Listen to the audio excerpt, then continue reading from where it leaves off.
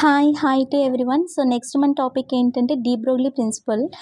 D Broglie principle అంటే మనందరికీ తెలిసిందే. ఏంటి, ఇప్పుడు సపోజ్ ఒక పార్టికల్ ఇలా మనకి మోషన్లో ఉంది. మోషన్లో ఉండేటప్పుడు దాంతోపాటు మనకి ఏం అసోసియేట్ అవుతుంది, వేవ్ అనేది అసోసియేట్ అవుతుంది. దాన్నే మనం ఏమంటాం, మ్యాటర్ వేవ్. ఇదే కదండి మనకి D Broglie principal.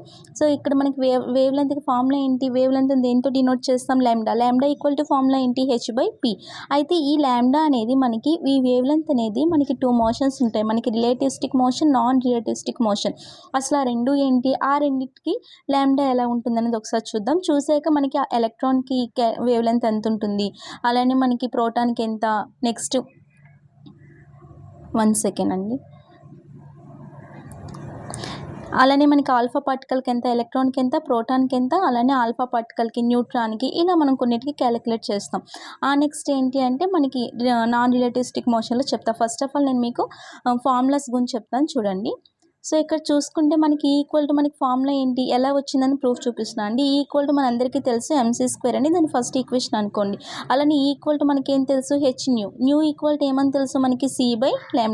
New equal to c/λ ఇక్కడ మనం సబ్స్టిట్యూట్ చేసేటప్పుడు hc/λ అనే కదా, అది సెకండ్ ఈక్వేషన్. ఇప్పుడు 1 and 2 నుంచి మనం ఏమని రాసుకోవచ్చు, RHS ఈక్వల్ కాబట్టి, LHS ఈక్వల్ కాబట్టి RHS ఎంత ఉంది, mc² ఈక్వల్ టు hc/న్యూ. అప్పుడు ఆ రెండింటిని ఈక్వల్ చేసేటప్పుడు ఇక్కడ c², ఇక్కడ c, ఈ రెండు ఒక్కొక్క c క్యాన్సిల్ అయితే మనకి ఏమవుతుంది, ఇక్కడ మనకి ఏమొస్తుంది, mc ఈక్వల్ టు h/λ. అప్పుడు లాంబ్డా ఈక్వల్ టు ఏమవుతుంది మనకి, లాంబ్డా ఈక్వల్ టు h/mc కదండి. చూడండి ఇక్కడ ఇదే రాసాను, lambda equal to h/mc. m అంటే ఏంటి మనకి మాస్, c అంటే ఏంటి అక్కడ వెలాసిటీ కదా, మాస్ ఇంటూ వెలాసిటీ అంటే మనకి ఏంటి, ప్రోడక్ట్ కదండి, అది మొమెంటం. సో h/p అని రాసుకోవచ్చు కదా, కాబట్టి లాంబ్డా ఈక్వల్ టు h/p. పీకి బదులుగా మళ్ళీ ఏం రాసుకోవచ్చు, m ఇంటూ v అని రాసుకోవచ్చు. ఇక్కడ c అంటే మనకి లైట్ వెలాసిటీ అని తెలుసు, నార్మల్గా వెలాసిటీ v కాబట్టి ఇక్కడ మనం పీకి బదులుగా v అని కూడా, mcకి బదులుగా mv అని కూడా రాసుకోవచ్చు. కాబట్టి ఇక్కడ మనకి ఎలా వచ్చిందండి, lambda equal to h/mv. De Broglie wave లెంత్కి ఫార్ములా ఈక్వల్ టు mc² తీసుకున్నాం, అలానే ఈక్వల్ టు hν తీసుకున్నాం. h ఇంటూ న్యూకి బదులుగా ఏం రాసుకున్నాం, c/λ. 1 and 2 నుండి ఏమని రాయొచ్చు, mc² equal to hc/λ. c cancel అయితే లాంబ్డా ఈక్వల్ టు ఏమొచ్చింది, h/mc. నథింగ్ బట్ h/p కదా. సో లాంబ్డా ఈక్వల్ టు ఏమొచ్చింది, h/p. h/pనే మనం ఎలా ఇంకోలా రాసుకోవచ్చు, లాంబ్డా ఈక్వల్ టు h/mv. అయితే ఇప్పుడు మనకి కైనెటిక్ ఎనర్జీకి ఫార్ములా తెలుసు కండి, హాఫ్ mv² అని చెప్పి. మనకి న్యూమరేటర్ని డినోమినేటర్ని m చేత మల్టిప్లికేషన్ చేసినప్పుడు మనకి ఏమవుతుంది, హాఫ్ m² v²/2m కదండి. ఇక్కడ అదే కదా వచ్చింది, m² v²/2m. కానీ mv అంటే ఏమని తెలుసు, p. m² v² అంటే ఏంటి, p²/2m. కాబట్టి ఇక్కడ మనకి కైనెటిక్ ఎనర్జీని ఈకే అని అనుకున్నా, లేదంటే కేఈ అనుకున్నా, ఈ అనుకున్నా పర్లేదు. ఈకే ఈక్వల్ మనకి ఏమొచ్చింది, p²/2m. కాబట్టి p² ఈక్వల్ టు ఏమవుతుంది, 2m అటు వెళ్ళిపోతే 2m ఈకే. ఇప్పుడు లాంబ్డా ఈక్వల్ టు మనకి h/p అనేది వచ్చింది కదండి, D Broglie wave length. So ఈ డీ బ్రోగ్లీ వేవ్ లెంత్లోని p వాల్యూని మనం ఇక్కడ సబ్స్టిట్యూట్ చేసేస్తాం. లాంబ్డా ఈక్వల్ టు h/p అంటే ఎంత వచ్చింది ఇక్కడ మనకి, p² అంటే 2MEK కాబట్టి p అంటే √2MEK, అంతే కదా. సో ఇది మనకి ఏంటంటే wavelength of de Broglie, అంతేనా. డీ బ్రోగ్లీ వేవ్ లెంత్కి లాంబ్డా వేవ్ లెంత్, అంతే కదా. Lambda equal to h/√2MEK. అయితే ఇప్పుడు మనం రిలేటివిస్టిక్ ఏంటి, నాన్ రిలేటివిస్టిక్ ఏంటి అనేది చూద్దాము. ఇంతకీ ఆ రెండు అంటే ఏంటనే ఫస్ట్ చూద్దాం. చూడండి ఇక్కడ నెక్స్ట్ స్లైడ్లో చూసుకుంటే, రిలేటివిస్టిక్ అంటే మనకి ఏంటంటే అప్రాక్సిమేట్గా లైట్ వెలాసిటీని దేంతో డినోట్ చేస్తాం, c కదా. అప్రాక్సిమేట్గా మనకి లైట్ వెలాసిటీకి అంటే నియర్గా, ఇప్పుడు సపోజ్ మనకి ఒక దాంట్లో మనకి దాని యాక్చువల్ వెలాసిటీ సపోజ్ 300 అని చెప్పి, ఇక్కడ లైట్ వెలాసిటీకి దగ్గరలో మనకి అంటే అప్రాక్సిమేట్గా లైట్ వెలాసిటీకి ఈక్వల్గా ఉంటే మనం రిలేటివిస్టిక్ మోషన్ అని చెప్తాము. అలానే మనకి అక్కడ నార్మల్గా ఒక ఆబ్జెక్ట్ యొక్క మాస్ ఎనర్జీ అనేది రెస్ట్ మాస్ ఎనర్జీకి అప్రాక్సిమేట్గా ఈక్వల్గా ఉంటుంది. రిలేటివిస్టిక్ మోషన్ అంటే మనకి లైట్ వెలాసిటీ అనేది, అంటే ఏదైనా ఒక దాని వెలాసిటీ అనేది అప్రాక్సిమేట్గా ఈక్వల్ టు లైట్ వెలాసిటీ. అలానే నార్మల్గా ఒక ఆబ్జెక్ట్ యొక్క రెస్ట్ మాస్ ఎనర్జీ అనేది, నార్మల్గా మాస్ ఎనర్జీ అనేది రెస్ట్ మాస్ ఎనర్జీ కూడా అప్రాక్సిమేట్గా ఈక్వల్ అవుతుంది. ఈ ఫార్ములా ఎలా వచ్చిందో మళ్ళీ నేను చెప్తాను. అయితే మనకి ఈ ఫస్ట్ దీని గురించి పక్కన పెట్టండి. నాన్ రిలేటివిస్టిక్ మోషన్‌లో వేవ్ లెంగ్త్‌కి ఎలా వస్తుంది ఫార్ములా చూద్దాం. అలానే మనకి నాన్ రిలేటివిస్టిక్ అంటే ఏంటి? దానికి ఆపోజిట్. అంటే మనకి లైట్ వెలాసిటీ కన్నా వెలాసిటీ అనేది చాలా తక్కువగా ఉంటుంది. దాన్ని మనం నాన్ రిలేటివిస్టిక్ మోషన్ అని చెప్తాము. అలానే అక్కడ మనకి రెస్ట్ మాస్ ఎనర్జీ అనేది ఎక్కువగా ఉంటుందనమాట. రెస్ట్ మాస్ ఎనర్జీ అనేది చాలా ఎక్కువగా ఉంటుంది. ఓకేనా? సో, అది మనకి నాన్ రిలేటివిస్టిక్ మోషన్. ఇప్పుడు దీంట్లో మనకి వేవ్ లెంగ్త్ ఎలా వచ్చిందనేది చూద్దాం.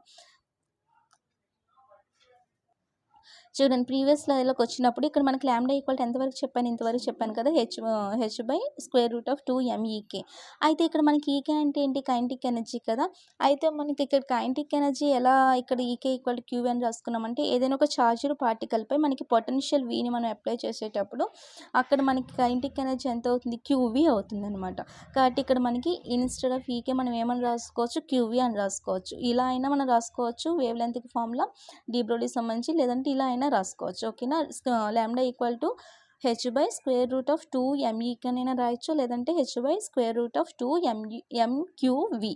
ఓకేనా? ఇది మనకి ఇలా రాసుకున్నామంటే అది నాన్ రిలేటివిస్టిక్ మోషన్‌కి wavelength, de Broglie wavelength. అలానే రిలేటివిస్టిక్ మోషన్‌కి ఏంటి? అయితే నాన్ రిలేటివిస్టిక్‌కి మోషన్‌కి మనం చూసాం కదా! అలానే రిలేటివిస్టిక్ మోషన్‌కి చూసే ముందు ఈ నాన్ రిలేటివిస్టిక్ మోషన్‌కి సంబంధించి కొన్ని ప్రాబ్లమ్స్ చేద్దాము. అయితే ఇప్పుడు మనకి సపోజ్ ఎలక్ట్రాన్‌కైతే ఎంత, లేదంటే ప్రోటాన్‌కైతే ఎంత, ఇవి ఎలా కాలిక్యులేట్ చేస్తామనేది నెక్స్ట్ చూడండి. 1 సెకండ్. ఇవన్నీ మీకు ఆల్రెడీ డిస్కషన్ చేశాను కదండీ! నెక్స్ట్ చూసుకుంటే ఇప్పుడు ఎలక్ట్రాన్‌కి మనకి వేవ్ లెంగ్త్ ఎంత అవుతుంది? ఎలక్ట్రాన్‌కి ఎంతండి? మనకి ఫార్ములా ఏంటి? H by square root of 2 M E K or M Q V అంతే కదా!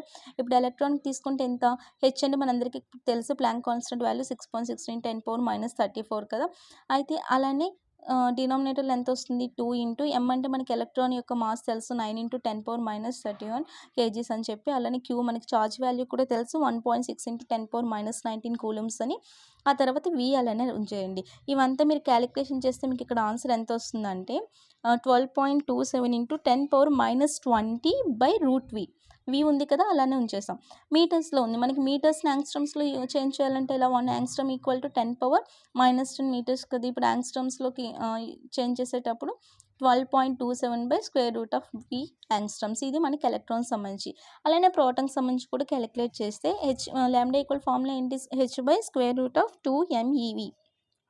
సేమ్ వేస్తాం. ఇక్కడ మనకి మాస్ చేంజ్ అవుతుంది అంతే కదా! అక్కడ ఎలక్ట్రాన్‌కి అయితే 9 × 10⁻31, ఇక్కడికొచ్చేసరికి ప్రోటాన్‌కి 1.67 × 10⁻27 కిలోగ్రామ్స్. ఎలక్ట్రాన్‌కి, ప్రోటాన్‌కి ఛార్జ్ ఒకటే కాకపోతే అది నెగెటివ్, ఇది పాజిటివ్ అంతే కదా! 1.6 × 10⁻19 వి అలానే రాసుకున్నాం. ఈ క్యాలిక్యులేషన్ చేస్తే మీకు ఆన్సర్ వస్తుంది. ట్రై చేయండి. నెక్స్ట్ ఏంటి అంటే alpha particle. Alpha particle 2He4 తీసుకున్నప్పుడు మనకి దీని ఛార్జ్ ఎంత? మనకి 2e అంటే ఎలక్ట్రాన్ కన్నా ఇక్కడ డబుల్ కదండి. ఎలక్ట్రాన్‌కి ఎంత? 1.6 × 10⁻19. అలానే నెక్స్ట్ ఏంటి? మాస్. మాస్ అంటే ఇక్కడ ఎంతండి మనకి ఇదే కదా మనకి మాస్‌ని రిప్రజెంట్ చేసేది 4 కదా! 4 అదేంటి? ఏఎంయు. 4 ఏఎంయూస్‌ని మనం కిలోగ్రామ్స్‌లో చేంజ్ చేయాలంటే దేనితో మల్టిప్లికేషన్ చేయాలంటే 6.67 × 10⁻27. దీన్ని కూడా మనం ఇదే ఫార్ములాలో వేసేటప్పుడు మనకి 0.101/√v యాంగ్స్ట్రమ్స్ వస్తుంది. ఇవి మీరు క్యాలిక్యులేషన్ చేసుకుంటారు. ఇది మనకి ఎలక్ట్రాన్, ప్రోటాన్ అలానే ఆల్ఫా పార్టికల్‌కి సంబంధించి మనకి వేవ్ లెంగ్త్స్. చూడండి అవే ఇక్కడ మీకు మొత్తం ఫస్ట్ స్లైడ్‌లో ఉన్న మొత్తం అవే. డీ బ్రోగ్లీ ప్రిన్సిపల్ గురించి చెప్పాను. నెక్స్ట్ చూసుకుంటే ఇది మీకు ఎలా వచ్చిందో చెప్పాను. ఆ తర్వాత ఇది దేనికండి H by square root of 2 ఎంక్యూవీ అనేది నాన్ రిలేటివిస్టిక్ మోషన్‌కి అని చెప్పి దాని గురించి చెప్పాను. ఎలక్ట్రాన్‌ది ఎలా వచ్చింది, అలానే ప్రోటాన్‌ది ఎలా వచ్చింది, ఇవన్నీ మీకు క్లియర్‌గా పేపర్‌లో నేను ఎక్స్‌ప్లెయిన్ చేశాను కదా! సో, ఇవన్నీ మనకు అయిపోయాయి. నెక్స్ట్ ఏంటంటే రిలేటివిస్టిక్ మోషన్‌కి చూడండి. ఇంకోటి ఏంటంటే ఇంతవరకు మీకు అయింది కదండీ! ఆల్ఫా పార్టికల్ వరకు చెప్పాను. నెక్స్ట్ న్యూట్రాన్‌కి అయితే ఏంటి ఫార్ములా చూడండి ఒకసారి. న్యూట్రాన్‌కి వచ్చేసరికి మనకి ఫార్ములా ఏంటి? H by square root of 2 ఎంక్యూవీ కదా! నార్మల్‌గా క్యూవీ రాయకపోయినా ఈకే అని రాసుకోవచ్చు కదా! అయితే ఇక్కడ ఈకే అనేది ఏంటి? Kinetic energy. అయితే మనకి న్యూట్రాన్‌కి సంబంధించి థర్మల్ న్యూట్రాన్‌కి సంబంధించి మనకి కైనెటిక్ ఎనర్జీ ఎంత అంటే ఈకే ఈక్వల్ టు ఫార్ములా కేబీటీ అండి. కే అంటే బోల్ట్జ్మాన్ కాన్స్టెంట్ అని మీకు తెలుసు. టీ అంటే టెంపరేచర్. కేబీటీ. సో, ఇక్కడ ఈకేకి బదులుగా మనం ఏమని రాసుకోవచ్చు అంటే కేబీటీ. ఇది మనకి న్యూట్రాన్‌కి సంబంధించి వేవ్ లెంగ్త్‌కి formula. De Broglie wavelength. అలానే మనకి నార్మల్‌గా మోనో ఆటమ్స్ తీసుకుంటే దానికి కూడా మనకి చేంజ్ అవుతుందండి. మనకి H by square root of 2 MEK కదా! ఇక్కడ ఈకే ఇక్కడ కైనెటిక్ ఎనర్జీ ఎంత మనం ఆల్రెడీ నేర్చుకున్నవి ఇవి. ఈకే ఈక్వల్ టు 3/2 కేబీటీ. సో, ఇక్కడ మనకి ఈకేకి బదులుగా 3/2 కేబీటీ అని రాసుకుంటా. ఈ ఫార్ములాస్ అయితే గుర్తుంచుకోండి. 2 క్యాన్సిల్ అయిపోతే ఇక్కడ మనకి స్క్వేర్ రూట్ ఆఫ్ 3 ఎంకేబీటీ. ఇది మనకి న్యూట్రాన్కి సంబంధించి, అలానే మనకి మోనో సంబంధించి డి బ్రోగ్లీ వేవ్ లెంత్. ఇవి నాన్ రిలేటివిస్టిక్ చూసుకుంటే, ఇప్పుడు మనకి రిలేటివిస్టిక్ మోషన్లోకి వచ్చేసరికి ఎలా ఉంటుంది ఫార్ములా మనందరికీ తెలుసు. ఈ స్క్వేర్ ఈక్వల్ టు లేదంటే equal to square root of P square C square plus M naught square C power 4 అనేది మనందరికీ తెలిసిన ఫార్ములానే. అయితే ఈ ఈక్వల్ టు ఏమవుతుంది ఇక్కడ మనకి, ఇక్కడ మనం ఎం నాట్ సి స్క్వేర్ అనేది కామన్ తీస్తే ఇక్కడ ఏముంటుందండి, ఇంకా మనకి స్క్వేర్ రూట్ అనేది అలానే ఉంచి ఎం నాట్ సి స్క్వేర్ అనేది కామన్ తీస్తే ఇక్కడ ఏముంటుంది, 1 plus P square by M naught square C square కదా ఉంటుంది. స్క్వేర్ రూట్ తీసేసినప్పుడు హోల్ పవర్ 1/2. ఇది మీకు ఎలా వచ్చిందో మీకు అర్థమైంది. దీన్ని ఎక్స్పాండ్ చేస్తే ఏమొస్తుంది, M naught C square into 1 plus 1/2 P square by M naught square C square minus 1/8. ఇది కూడా మీకు తెలిసిందే. నెక్స్ట్ ఏమొస్తుందండి, ఇది బ్రాకెట్స్ రిమూవ్ చేసేటప్పుడు M naught square C square into 1 అంటే M naught square C square plus దీంతో మల్టిప్లికేషన్ చేసినప్పుడు వచ్చిన వాల్యూ ఇది, అలానే దీంతో మల్టిప్లికేషన్ వచ్చినప్పుడు వాల్యూ ఇది. అయితే మనకి ఎం నాట్ స్క్వేర్ సి స్క్వేర్ అలానే ఉంచి రిమైనింగ్ అంతా ఎం నాట్ సి స్క్వేర్ అనేది ఏంటి, మనకి రెస్ట్ మాస్ ఎనర్జీ. రిమైనింగ్ అంతా మనకి ఏమవుతుందంటే కైనెటిక్ ఎనర్జీ అనమాట. సో టోటల్ ఎనర్జీ ఈక్వల్ మనకి ఏమొచ్చింది అంటే rest mass energy plus kinetic energy. అలానే మనకి కైనెటిక్ ఎనర్జీ కావాలంటే ఇదే కదా కైనెటిక్ ఎనర్జీ కావాలంటే total energy minus rest mass energy. Kinetic energy కావాలంటే total energy minus rest mass energy. అలానే మనకి రెస్ట్ మాస్ కాకుండా నార్మల్గా ఒక మోషన్లో ఉండేదానికి తీసుకున్నప్పుడు ఈక్వల్ టు ఏంటి, ఎంసీ స్క్వేర్ అని మీ అందరికీ తెలిసిందే. ఎం ఈక్వల్ టు ఏంటి formula, M naught by root R 1 minus V square by C square. So ఇప్పుడు చూడండి, ఇప్పుడు ఏం తీసుకుంటున్నామంటే ఇక్కడ మనకి ఈక్వల్ టు వచ్చింది కదా, బోత్ సైడ్ స్క్వేర్ చేసేటప్పుడు ఈ స్క్వేర్ ఈక్వల్ టు ఏమొస్తుంది, P square C square P square C square plus M naught square C power 4. ఇప్పుడు ఏం చేయాలి, ఒక్క నిమిషం అండి. కానీ మనకి ఇక్కడ ఈ స్క్వేర్ ఎల్హెచ్ఎస్ వైపు ఉన్న ఈ స్క్వేర్ బదులుగా ఏమని రాసుకోవచ్చు, ఇక్కడ మనకి ఈ అంటే టోటల్ ఎనర్జీనే కదండి. సో ఈకి బదులుగా ఇక్కడ వచ్చింది కదా, మనం దీన్ని అక్కడ సబ్స్టిట్యూట్ చేస్తాం. M naught C square plus kinetic energy. చూడండి అదే రాసాం ఇక్కడ, M naught C square plus kinetic energy అంటే ఈకే హోల్ స్క్వేర్ ఉంది, హోల్ స్క్వేర్ రాసుకున్నాం, ఈక్వల్ టు ఆర్హెచ్ఎస్ యాస్టీస్గా రాసుకున్నాం. ఇది ఏ ప్లస్ బి హోల్ స్క్వేర్లో ఉంది కాబట్టి దాన్ని ఎక్స్పాండ్ చేస్తాం. A square plus B square plus 2ab. M naught C square whole square అంటే M naught square C power 4 plus E K square plus 2ab అంటే 2 M naught C square E K, అంతే కదా. Equal to R H S side ఉంది P square C square plus M naught square C power 4. ఇప్పుడు P square C square కావాలంటే ఏమవుతుందండి, LHS side R H S side ఉన్న M naught square C power 4 cancel అయిపోతుంది. ఇంకా మనకి P square C square equal to ఏమవుతుంది, E K square plus 2 E K M naught C square, అంతే కదా ఇక్కడ వచ్చింది. చూడండి ఇప్పుడు మనకి పీసీ కావాలంటే ఏమవుతుంది, స్క్వేర్ రూట్ ఆఫ్ ఈకే. ఇక్కడ మనం ఈకే కామన్ తీసేసామనుకోండి, ఈ టైంలోని ఈకే కామన్ తీస్తే ఈకే ఫస్ట్ టైంలో ఈకే ఉంటుంది plus 2 M naught C square, ఇదే కదండి P square C square. PC కావాలంటే స్క్వేర్ రూట్ ఆఫ్ చేస్తాం. ఇప్పుడు మనకి ల్యాండా ఈక్వల్ టు ఏమని తెలుసు ఫార్ములా, హెచ్ బై పీ.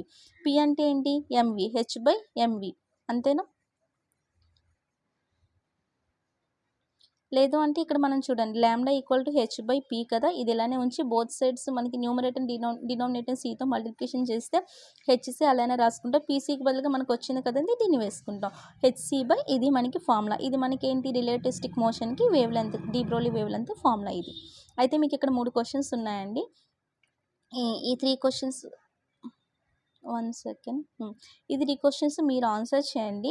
ఈ 3 క్వశ్చన్స్ ఏంటంటే చూడండి, find the de Broglie wavelength of electron of energy. Energy ఎంతని ఇచ్చాము ఇక్కడ, 300 కిలో ఎలక్ట్రోవోల్ట్స్ అని ఇచ్చాము. దీని de Broglie wavelength calculate చేయాలి.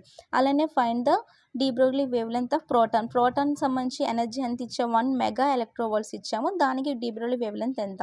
నెక్స్ట్ థర్డ్ క్వశ్చన్ ఏంటంటే, find the de Broglie wavelength of 10 grams ball moving with velocity. అంటే ఒక బాల్ 10 grams ఉంది, దాని వెయిట్ వచ్చి దాని వెలాసిటీ ఎంత అండి, 100 m/s అయితే దాని డి బ్రోగ్లీ వేవ్ లెంత్ ఎంత. ఈ 3 క్వశ్చన్స్ మీరు ఆన్సర్ చేయండి. నెక్స్ట్ ఏంటంటే కాన్సెప్ట్తో వస్తా అండి, వేవ్ ప్యాకెట్ కాన్సెప్ట్తో. సో ఈ 3 ప్రాబ్లమ్స్ చేయండి, రాలేదన్నా వచ్చినా సరే రేపు మళ్ళీ మీ క్లాస్లో డిస్కస్ చేస్తే. Okay, I love you, take care, bye bye.